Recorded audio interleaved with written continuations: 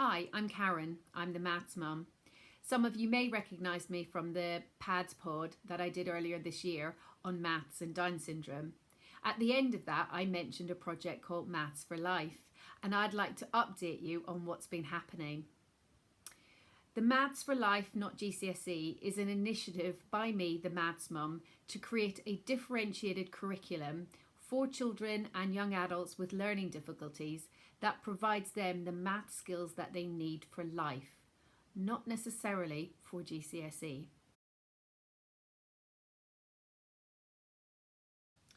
I have 3 boys. My middle son Lance is 8 years old and he is just started year 4 at mainstream school. It was this time last year his teaching assistant approached me and asked for help looking at a pathway for his maths learning. She knew of my involvement with the maths mum and the school previous, and I took it upon myself to look at things and look at the curriculum and differentiate it for him and his best friend Ella, who also attends the school. This started the ball rolling with regard to this idea of maths for life, looking at what skills that they need to build solid foundations on, which allow them to add to and build up their knowledge base for life. Obviously, last year didn't work out as planned for a lot of us, and actually what happened in lockdown prompted me as the maths mum to look again at this project. I think I was encouraged, or motivated probably is the right word, by the lack of support for parents of children with SEN during lockdown that was forthcoming, to actually say, when I was speaking to people and giving advice, they were asking, have you got this written down somewhere? And I hadn't. So in July, I took time and space, largely at 6 a.m. to 9 a.m. most mornings, and I wrote everything that I could pull together. From books, reference books that are all behind me, through my knowledge, through my understanding of learning difficulties and my understanding of working with Lance. And I built up a picture and a proposed path that I went out to a focus group. I asked a number of parents, teaching assistants, teachers, and indeed children with Down syndrome to form part of my focus group. I proposed a path and sent them the documents to have a read and a try. When we convened, the focus group were overwhelmingly positive about this approach. There were massive gaps in it that I needed to fill, but the overall concept was given a big thumbs up.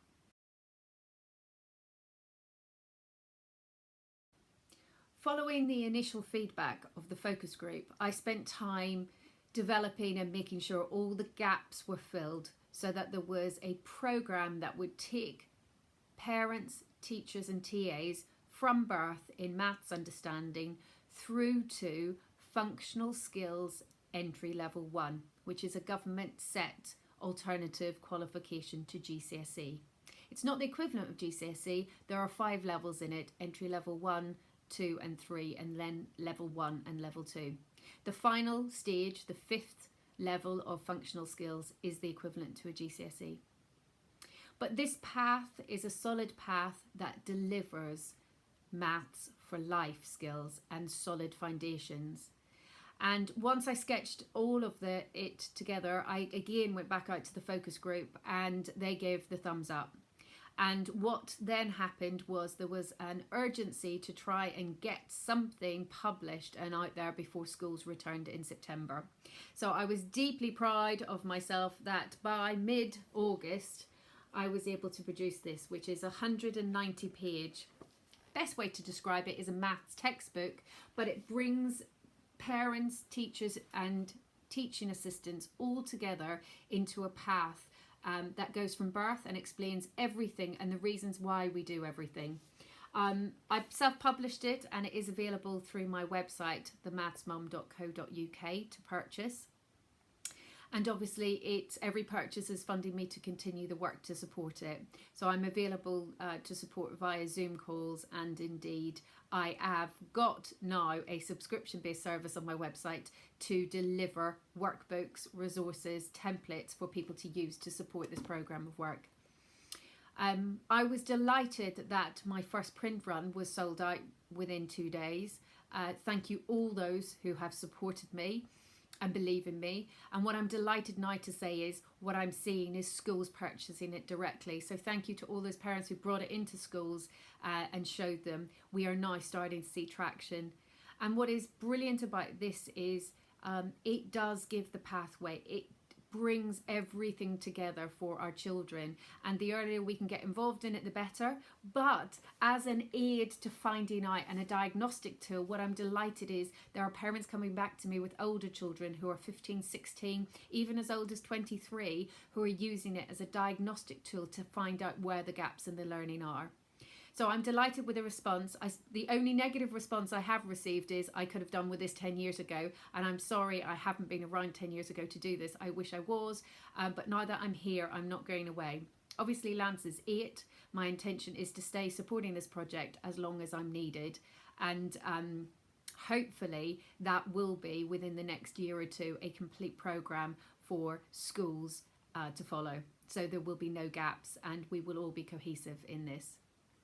It has been written with the Down syndrome community in mind, but the book will refer to learning difficulties because this will apply to other children with learning difficulties as well.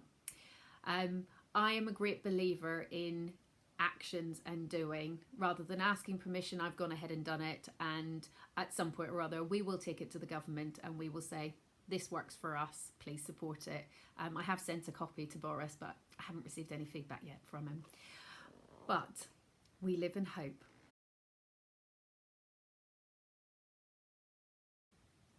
A number of people have reviewed the book and given feedback, but this particular person has struck a chord with me in what she's written, and I hope you don't mind if I read out a paragraph of her review. This is from Claire Harris, who is a senior lecturer at Canterbury Christ Church University. She specialises in teaching trainee teachers about maths in primary school, and she's got a personal research project on dyscalculia. As a text and a suggested curriculum for children and young people with particular learning and developmental challenges, this text identifies the areas of mathematics needed for life and to operate in society. The tone of the text clearly considers the range of potential audiences, parents and teachers, and is one of understanding and empathy in relation to those supporting the young people, but also the learners. From the outset, the key challenges to learning for children with Down syndrome and also with other specific learning needs are discussed, and these provide a clear rationale for the way the curriculum has been designed. The focus is ensuring learning opportunities are practical, relevant, multisensory for children and for young people to engage with the mathematics in a context and make connections with the purpose of the mathematical concepts to enable them to apply these to life. I had to share that because whenever I received that on an email, I did have goosebumps and a certain validation that said what I've done works and will work. And hopefully those people who are supporting me and moving forward will see a benefit with regard to the children moving forward. But this is all about enabling our children. It's getting them to the point where they will have the skills for independent living in the future. They will be able to go and plan a journey, get on a bus, go to a coffee shop when COVID rules apply, meet some friends, and they will be able to budget. They will be able to manage their finances at a level that gives them an independence. But as another mum who has been supporting me throughout this project and indeed pushing me throughout the project, Marie Claire, it also gives a framework for children to be able to achieve a qualification. The functional skills qualification is an existing set of assessments and qualifications that the government have in place. It's designed for the adult community. However, Ofqual have confirmed that the assessments can be modified. They can be modified in context to make them more relevant to a younger learner. And indeed, I'm currently working with one of the largest awarding organisations, Patient EdExcel, to look at how we can support schools through this process of being able to letting them change and modify the assessments to make them more relevant to a younger market. So we have got a way of giving that award, that result that's positive, an achievement, a certificate, a formally recognised qualification for our children that they can achieve. And some of them will be achieving it as early as primary school. So we have a path, we have a curriculum, we have me supporting it, and hopefully when we get more and more people, this will get the ball rolling completely, and maybe we'll see a change in the curriculum overall. Here's hoping. Hope this makes sense. If you've got any questions, you can find me at my website and through this amazing forum of technology. I'm available on Zoom and FaceTime if you have any questions. And do take time to look at the videos on my website, The Maths Mum and Lance Talk Maths, because Lance is also providing some entertainment and insight into how we actually work with the workbooks, with the worksheets, through the video. He loves being on video, and sometimes he doesn't even realise I don't have the video on, but don't tell him that. We all have our tricks. Anyway, if you have any questions, you know where I am. Thank you so much. Are you ready? 5, 4, 3, 2, 1, go. Hi, I'm the Maths Mum. Me. Yes. You're Lance. Excellent. And we're going to do our maths homework tonight. Boom. Okay. We're not going to do that, are we? Yeah. No, oops. Right, so our question, we're going to read it. We're going to hold it up to the camera. Yeah? There we go. It says, who has more stars? Stella or Monica? Looking, who has more stars? Stella or Monica? Looking, who has more stars? Who has more stars? Stella has more stars, right? Are you going to fill in the box? Stella has more stars. Very good. Number 1, Lance is correct. Stella has more stars.